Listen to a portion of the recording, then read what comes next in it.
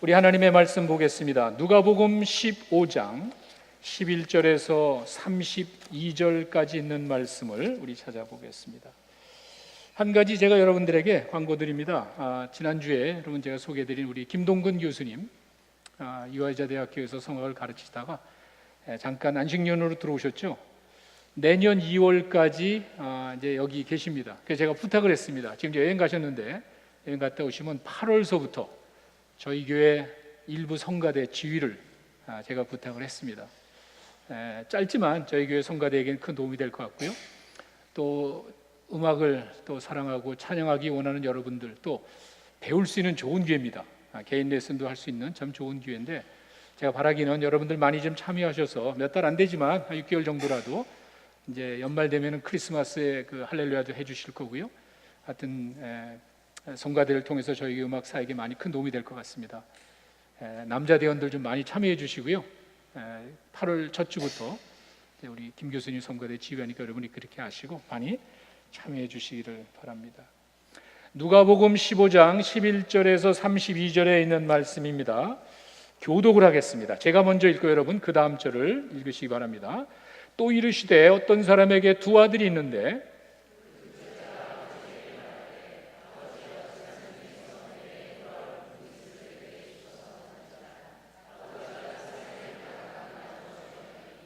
그 후 며칠이 안 되어 둘째 아들이 재물을 다 모아가지고 먼 나라에 가 거기서 허랑방탕하여 그 재산을 낭비하더니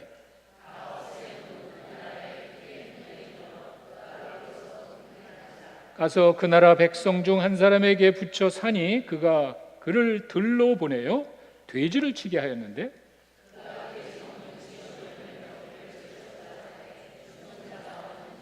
이에 스스로 돌이켜 이르되 내 아버지에게는 양식이 풍족한 품꾼이 얼마나 많은가. 나는 여기서 줄여 죽는구나.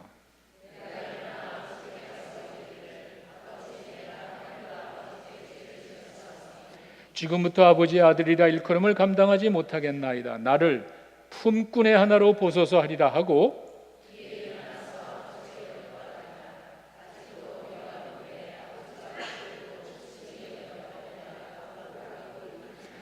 아들이 이르되 아버지, 내가 하늘과 아버지께 죄를 지었사오니 지금부터는 아버지 아들이라 일컬음을 감당하지 못하겠나이다 하니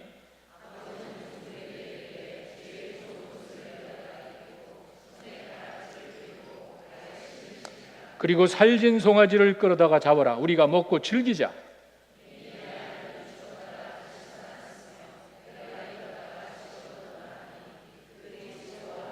맏아들은 밭에 있다가 돌아와 집에 가까이 왔을 때 풍악과 춤추는 소리를 듣고 대답하되 당신의 동생이 돌아왔음에 당신 아버지가 건강한 그를 다시 맞아들이게 됨으로 인하여 살진 송아지를 잡았나이다 하니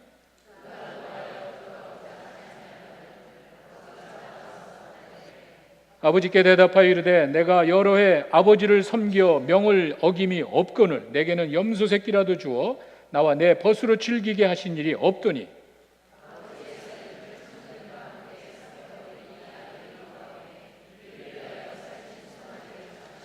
아버지가 이르되 예 너는 항상 나와 함께 있으니 내 것이 다 내 것이로되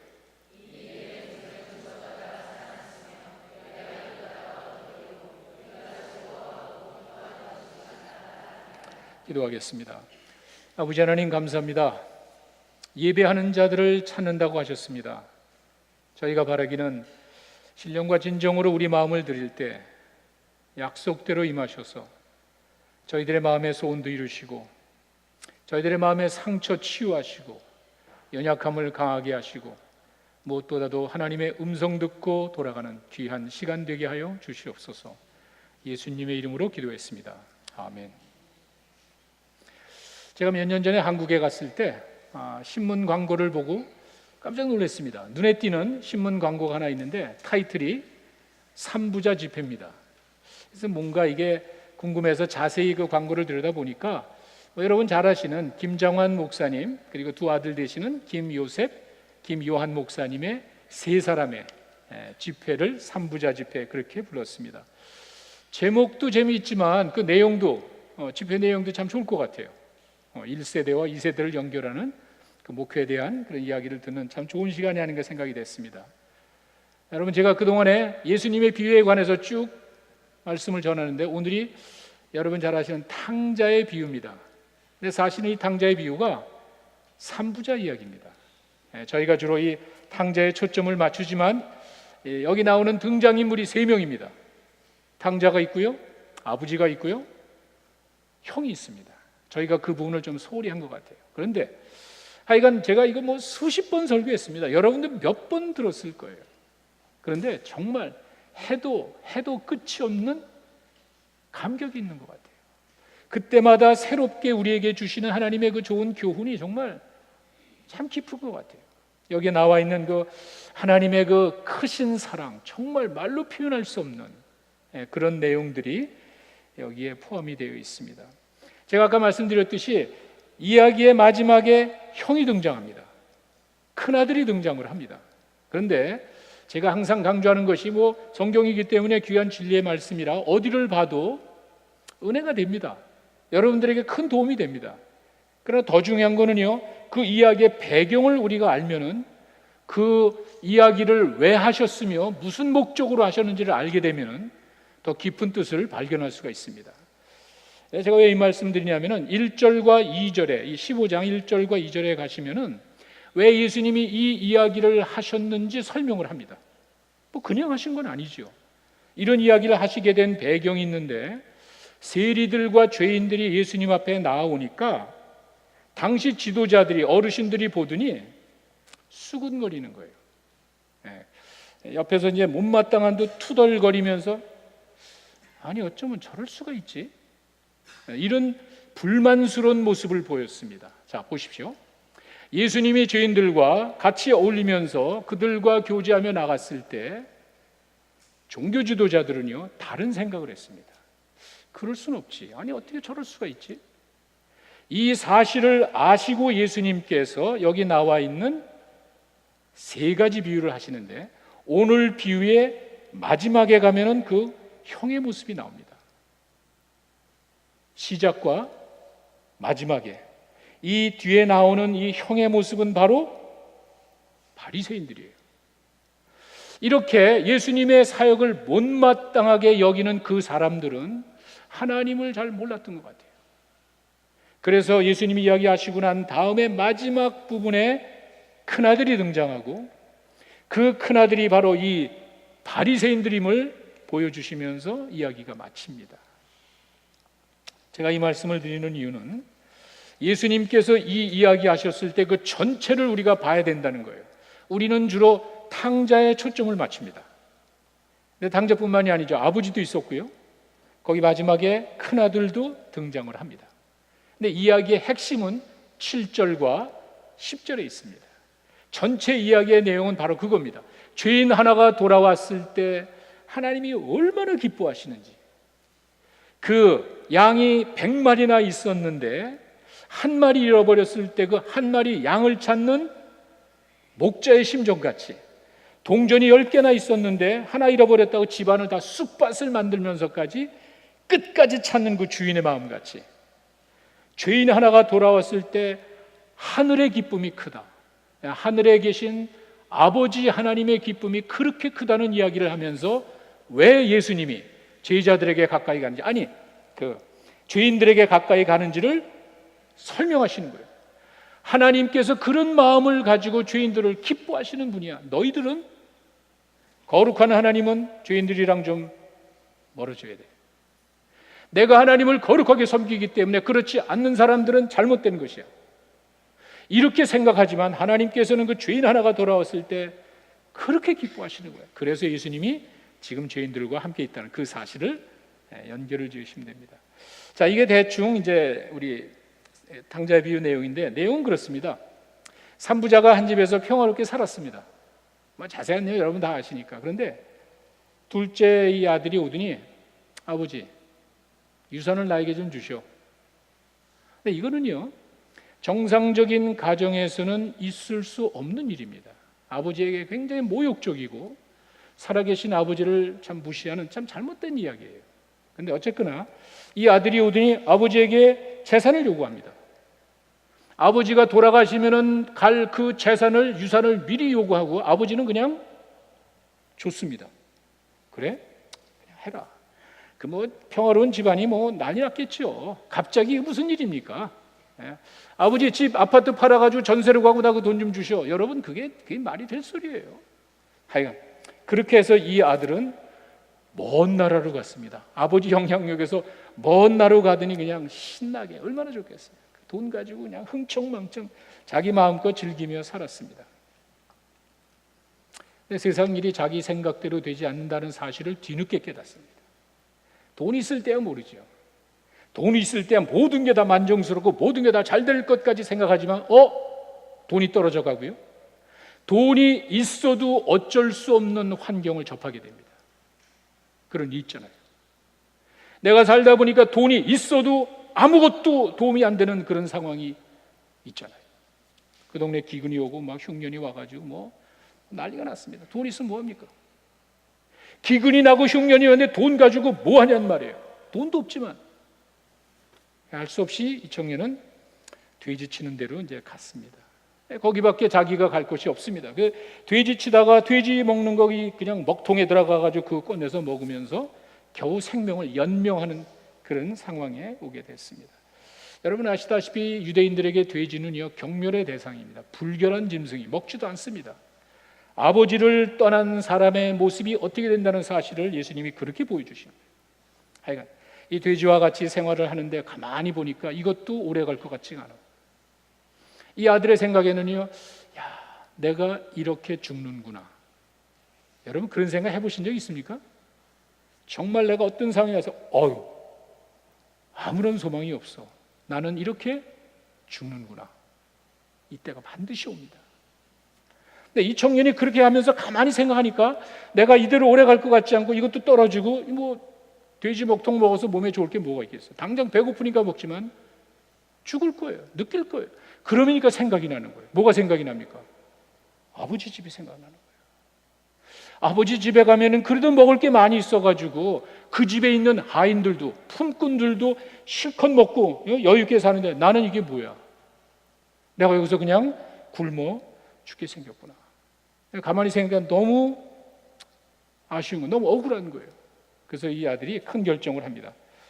집에 가기로 결정을 하죠. 그리고는 18절과 21절에 자기가 내세울 거는 아무것도 없습니다. 아버지 가슴에 못을 박고 집안 망신을 하고 그 아버지의 그 귀한 재산을 다 낭비하고 이제 무슨 낯으로 아버지에게 가겠습니까? 다른 게 아무것도 없어요. 내세울 게 아무것도 없습니다. 하나, 잘못했다는 것밖에 없어요. 18절과 21절의 내용은 내가 하늘과 아버지에게 죄를 졌다는 정말 자기 마음에 우러나오는 그 간절한 고백을 잘 정리해서, 왜? 확실해야 되니까. 내가 이렇게 회개하고 잘못됐다는 사실을 분명하게 가르쳐줘야 돼. 그래야 아버지가 돌아필 거 아니에요. 대충 이야기하면 안 되죠. 이게 보통 죄가 아니잖아요. 잘 이야기해서 아버지를 설득할 수 있도록 18절과 21절의 그 내용을 잘 기억해가지고 집으로 갑니다. 집 근처에 거의 왔습니다.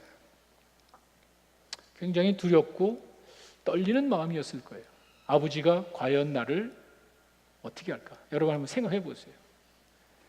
뭐 뻔한 거죠. 우리가 이야기니까 그렇지 정말 그렇게 아버지 가슴에 못을 박고 그런 못된 집안 망신하고 아버지 모욕하고 이거는 혼나야 되죠. 당연히 이런 놈은 잘 안 되죠. 하여튼 뭐 이 아들도 그렇게 생각했을 거예요. 자기 뭐 뭐라 그래도 나는 괜찮아. 아들은 어림도 없고 그냥 좋은 거라도 받아주면 돼. 왜? 살 수 있잖아요.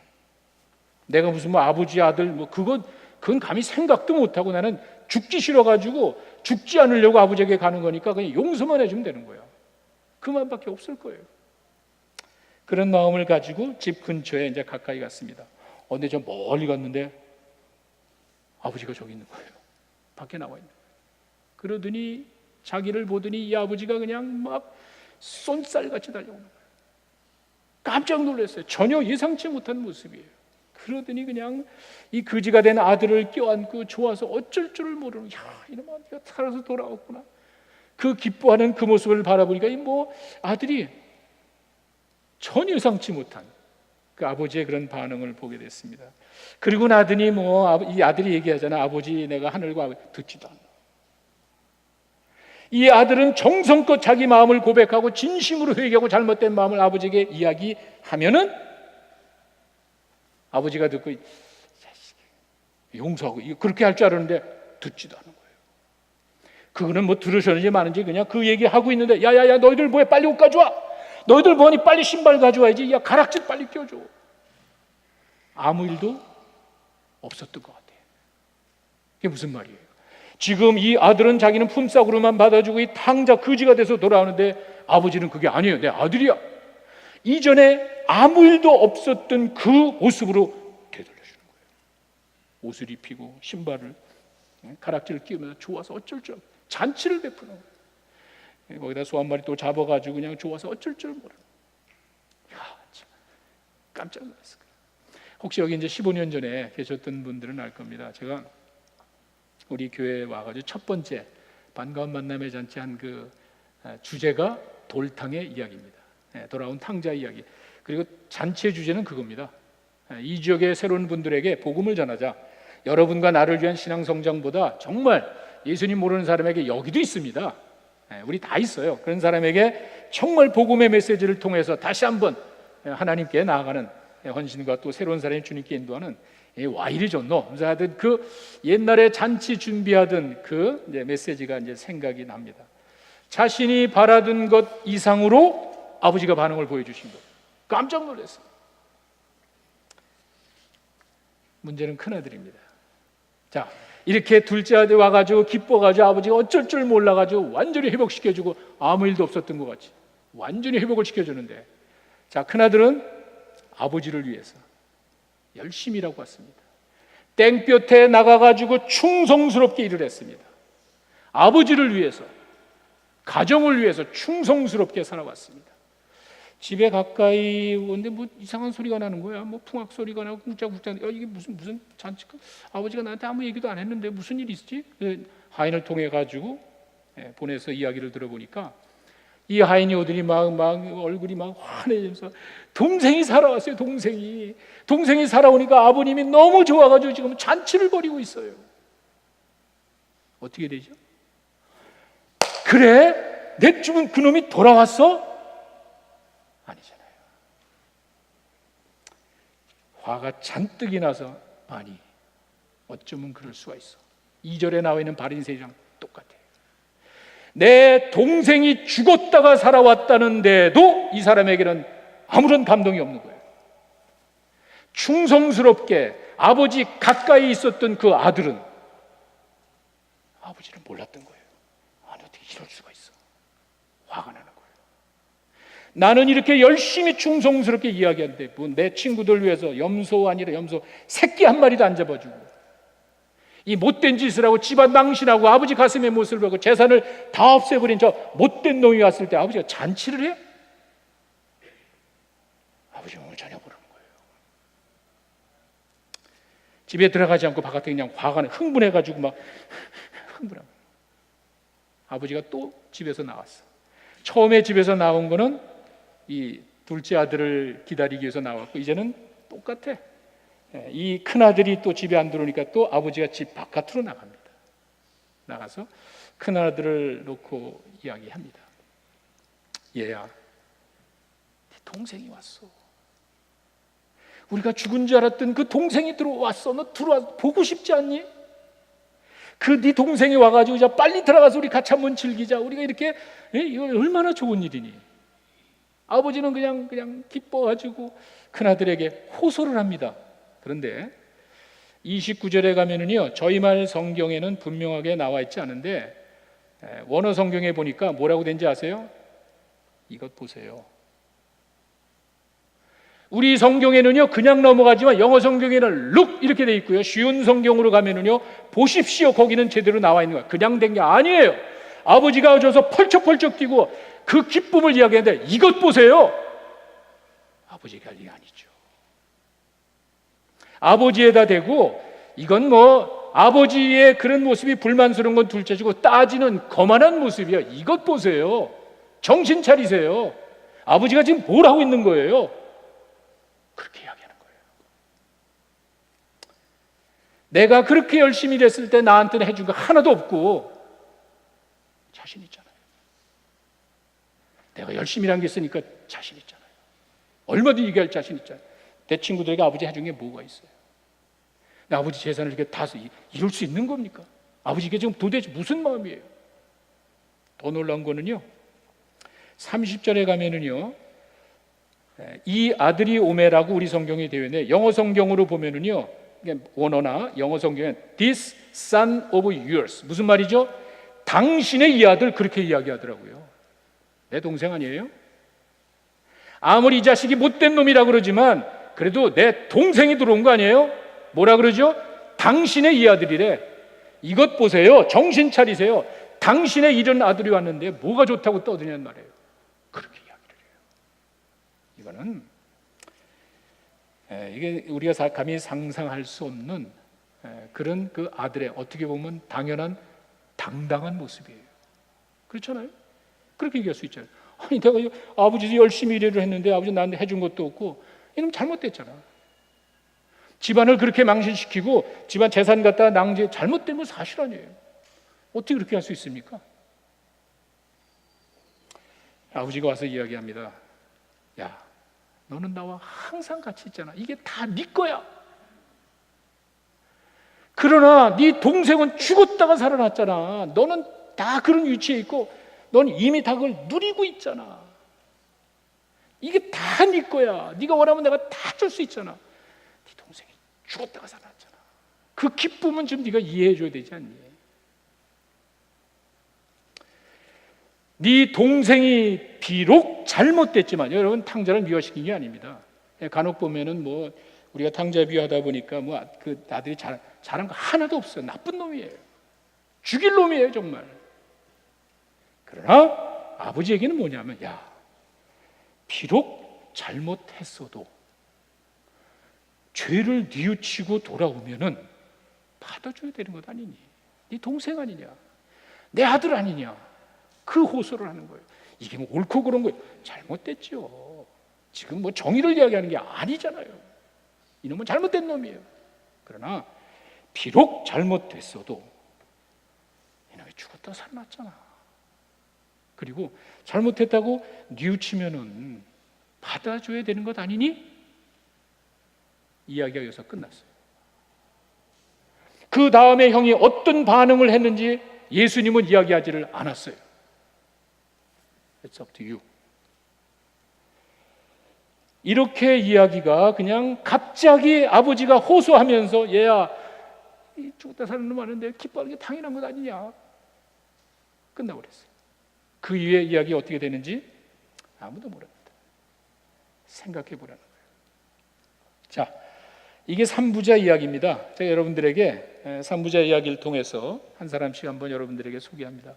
저는 이 탕자의 모습에서는 어리석은 우리 인간의 모습을 찾을 수 있는 것 같아요. 우리들의 모습인 것 같아요. 이게 뭐죠? 물질의 욕심에서 벗어나질 못해. 언젠가 아버지가 돌아가시면은요, 그 재산은 자동으로 오는 거예요.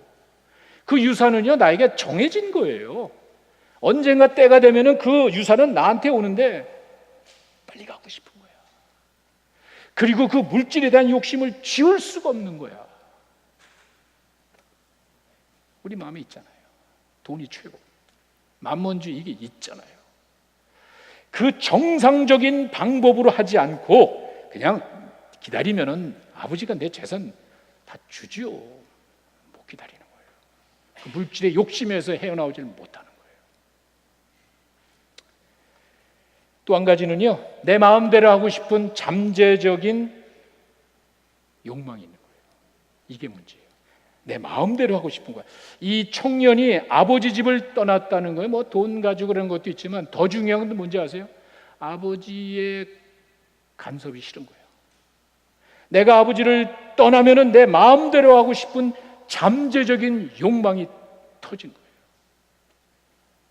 아니 뭐 아이들이 다 그렇잖아요. 아이들이 때가 되면은 집안에서 잘 교육받고 모든 것이 여건이 좋아지면 당연히 나가게 되는데 빨리 가고 싶은 거예요. 아버지의 영향력에서 아버지의 잔소리가 듣기 싫은 거예요. 이걸 더 다른 말로 우리가 적용을 한다면요, 하나님의 영역에서 벗어나고 싶은 거예요. 신의 영역, 하나님의 임재 싫은 거예요. 내가 마음대로 내가 원하는 걸 하고 싶은데 하나님이 보고 있대. 내가 그 즐기고 싶은 걸 마음껏 하고 있는데 왜 이렇게 자꾸 길티 감정이 생기단 말이야.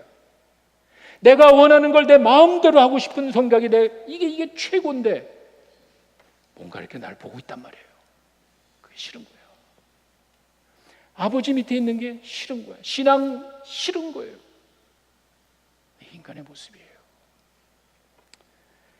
자기 만족이 삶의 최고의 선입니다. 이 땅에 살아가면 여러분이 추구해야 될 최고 중요한 게 뭔지 아세요? 이거는 바보 같은 사람이에요. 자기 만족이에요. 내가 지금 가지고 모든 걸 통해서 내가 할 수 있는 최고의 권을 선하게 위해서, 남을 위해서, 그게 아니라 나를 위해서 쓰는 것이 최고예요. 이것이 갈수록 사람들의 마음에 자리 잡고 있어요. 근데 탕자가 그걸 딱 보여주는 거예요. 언젠가 내 거가 되고요, 언젠가 아버지의 곁에서 떠날 수가 있어요. 나도 재물 가질 수 있고요, 내 마음대로 할 날이 온단 말이에요. 빨리 하고 싶은 거예요.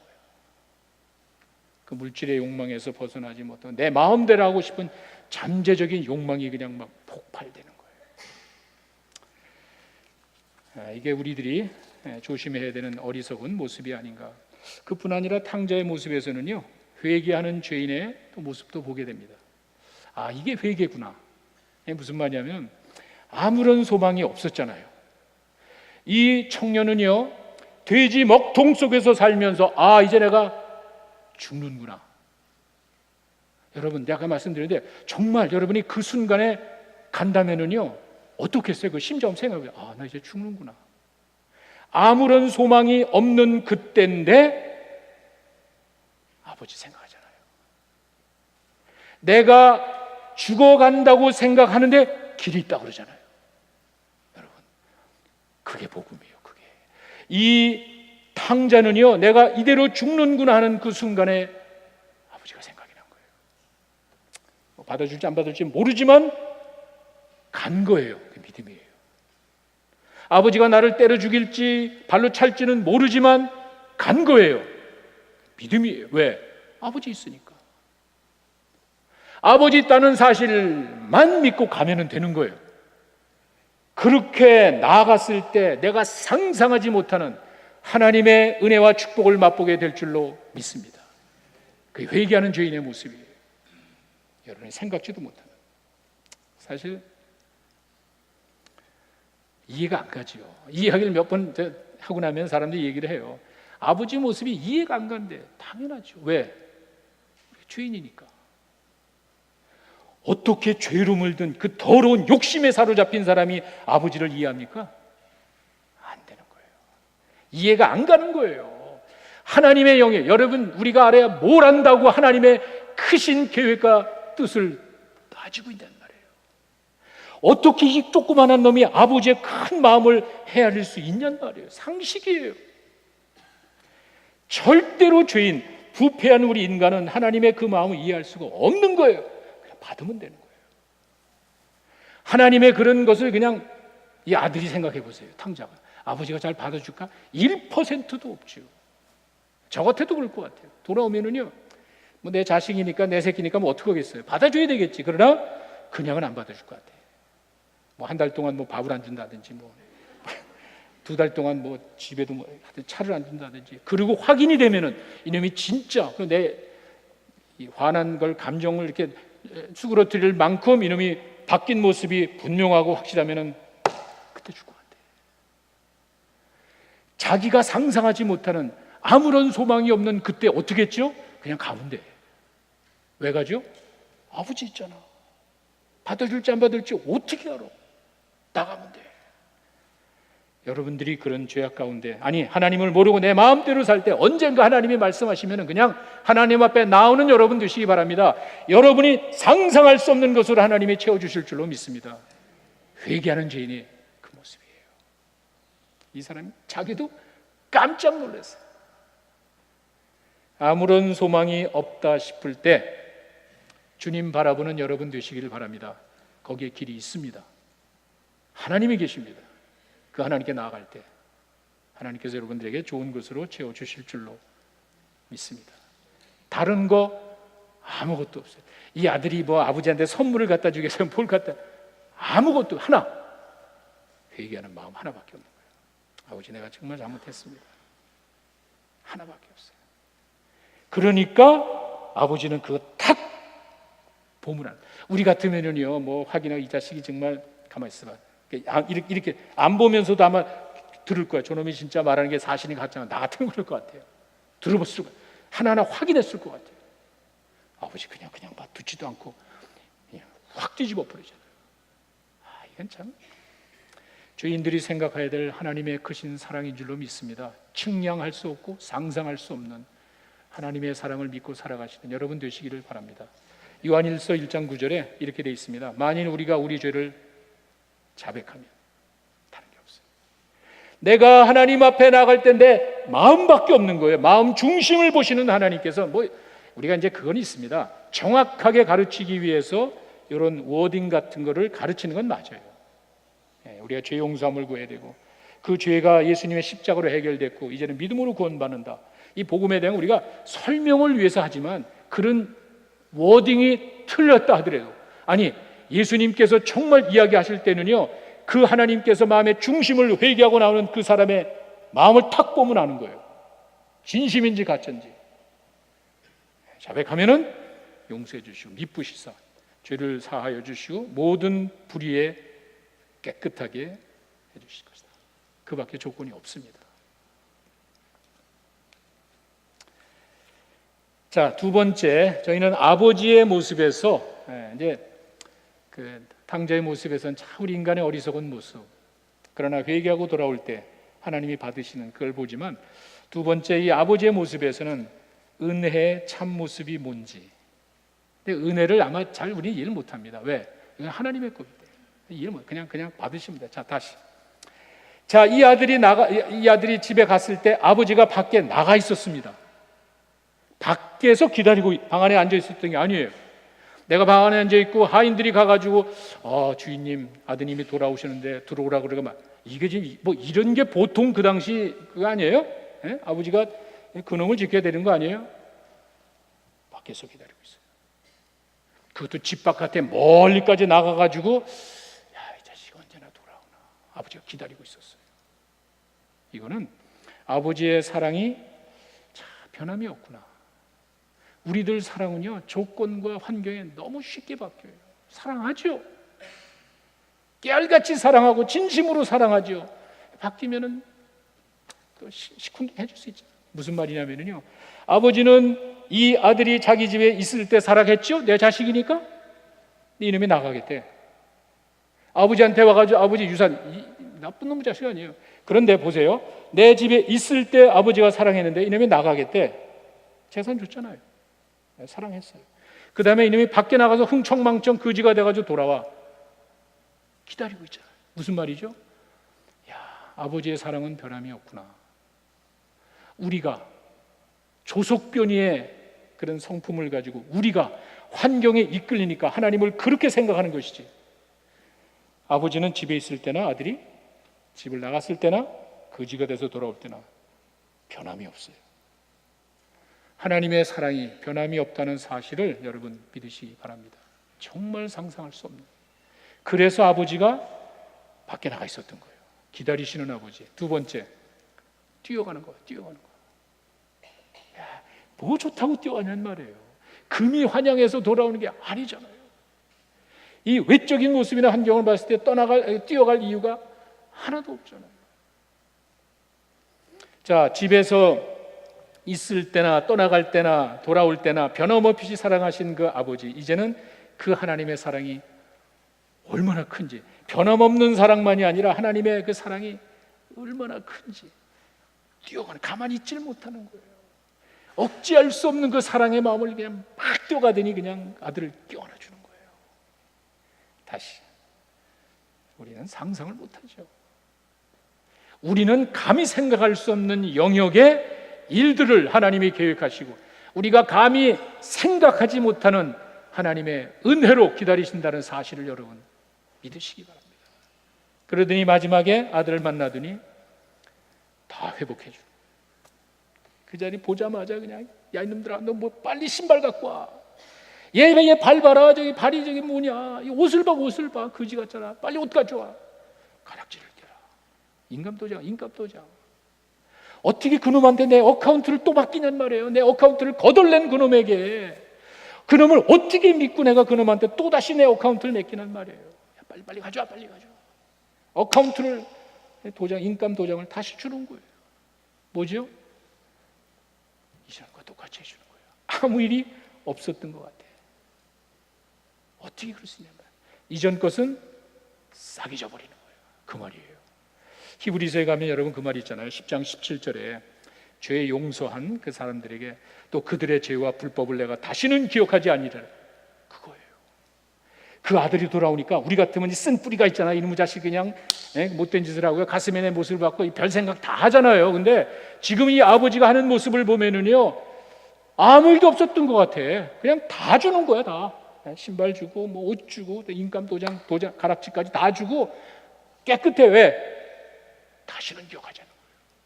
이 아들이 내 가슴의 못을 받고 못된 짓하고 더러운 짓 한 거 아버지 바보같이 하나도 기억 안 나고 그 말이에요. 아버지가 회복해 주실 때 이전에 아무 일도 없었던 것 같이 전혀 기억지 않고 깨끗한 여러분들을 받아주신다는 사실은 얼마나 좋아요. 예수님이 지금 그 얘기를 하고 있습니다. 이것이 은혜입니다. 우리가 감히 상상할 수 없는 죄인들의 마음에서는요 하나님의 그 마음을 이해할 수가 없는 거예요. 그냥 받으면 돼. 우리 아이가 아무리 이놈이 죽었다 깨도 아버지 모르죠. 아버지가 직장에서 일하는 뭘 하냔 말이야. 아버지 그냥 받으면 되는 거야. 아버지 사랑 감사합니다 하면 되는 거야. 어떻게 설명하냔 말이야. 우리가 하나님의 은혜를 생각할 때는 하나님의 그 크신 사랑과 은혜를 생각할 때는 우리의 지혜와 생각과 경험을 뛰어넘는 영역의 것이기 때문에 믿음으로 받아들이는 여러분 되시기를 바랍니다. 여러분 것 되는 거예요. 여러분을 위해서 주신 예비하신 거예요. 근데 여러분 한 가지 주목할 게 있습니다. 아버지의 모습 가운데 우리가 꼭 기억해야 될 것이 하나 있는데 탕자가 나가겠다고 할 때 강제로 남아있게 하지 않았습니다. 그럴 수 있잖아요. 이놈 새끼 내가 돈 안 주면 되잖아요. 버르장머리 없는 자식이라고 내가 두들겨 패면서 이 자식아 어디서 네가 아버지한테 유산을 달라 그래? 안 줄 수도 있잖아요. 그리고 설명할 여러분 우리 잔소리 많이 하잖아. 잔소리가 잘못된 게 하나 잔소리라는 거는요 다 좋은 얘기야. 근데 하나 너무 많이 해서 걱정이야.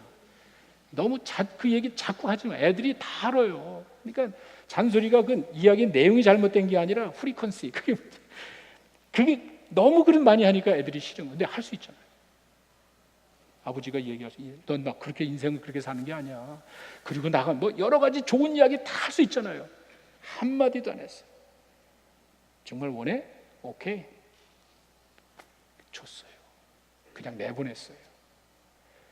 이건 뭘 말하죠? 하나님께서 우리에게 죄를 짓지 못하게 강제로 막는 게 아니에요. 잘 기억하세요.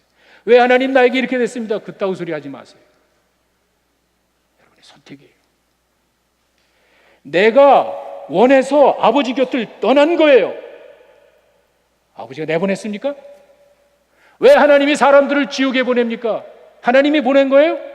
선택이에요.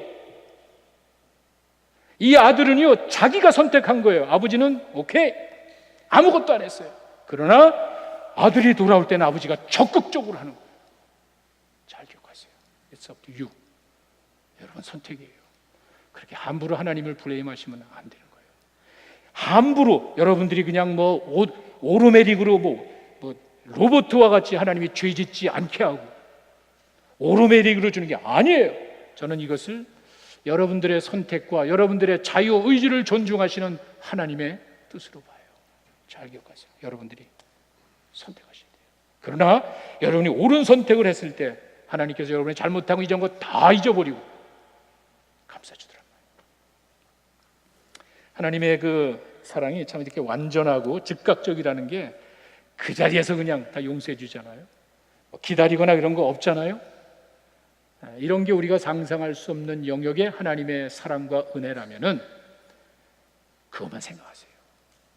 내가 감히 상상할 수 없는 그 일을 하시는 하나님을 묵상하며 사시는 여러분 되시기를 바랍니다. 그게 은혜가 되는 거예요. 그렇게 사셔야 돼요. 자, 마지막 세 번째입니다. 큰아들입니다. 큰아들에게서 저는 편협한 그리스도인들의 모습을 봅니다. 그게 이 이야기의 목적이에요. 2절에 예수님이 그렇게 바리새인들의 아니 어쩌면 저럴 수가 있어? 거기에 답을 하신 건데, 저는 이것이 바로 우리 편협한 현대를 살아가는 우리들의 모습이 아닌가. 충성스럽게 열심히 살아가는 모습 진짜 좋습니다. 명을 어기지 아니고 순종하며 사는 모습 정말 감동적입니다. 그렇잖아요. 그게 잘못된 게 아니죠. 정말 이 큰아들은요 참 좋은 아들이에요. 아버지 마음을 모르고 있어요. 그게 문제예요. 내가 아버지 가까이 있다 그래서, 아니 내가 하나님 가까이 있다 그래가지고 깊은 관계를 가지는 게 아니에요. 다른 삶을 살고 있더라고요. 내가 충성스럽게 순종하며 살아가지만 아버지와는 무관하게 살아가고 있잖아요. 얼마나 무섭습니까? 한번 생각해 보세요. 이룰 수 있잖아요. 하나님을 위한 활동과 헌신이 반드시 하나님됨을 입증해 주는 게 아닐 수도 있잖아요. 우리보다 더 열심히 좋은 일하고 우리보다 더 많은 일을 하는 사람이 얼마나 많습니까? 하나님과 관계없이. 잘 기억하세요. 내가 그렇게 열심히 일을 하고 충성스럽다는 것 자체가 하나님과의 깊은 관계를 오토매틱으로 자동으로 유지해 주는 게 아니에요. 아버지 마음을 헤아렸어야 돼요. 이 큰아들은요, 아버지를 직장에서, 여러분 직장의 슈퍼바이저, 여러분 직장의 슈퍼바이저 어떻게 합니까? 점수 매기는 거야. 아, 이놈 늦게 왔어. 이놈 일이 시원치 않네. 일 잘하는 사람만 좋아하는 직장의 현장 감독, 슈퍼바이저로 생각하는 거예요. 그래서 자기가 열심히 일하면은 그 전문자였어요. 그러나 잘못된 거 아니죠. 충성스럽게 열심히 살아가야죠. 그거는 잘못된. 그러니까 아버지가 뭐라 그랬습니까? 이게 다 네 거야. 충성스럽게 사는 사람에게 다 줬어요. 다 네 거야. 그런데 이 큰아들이 몰랐던 건 뭐냐면은, 일 잘하는 사람만 좋아하는 아버지가 아니라 일 못하는 사람도 불쌍히 여기는 아버지를 몰랐던 거예요.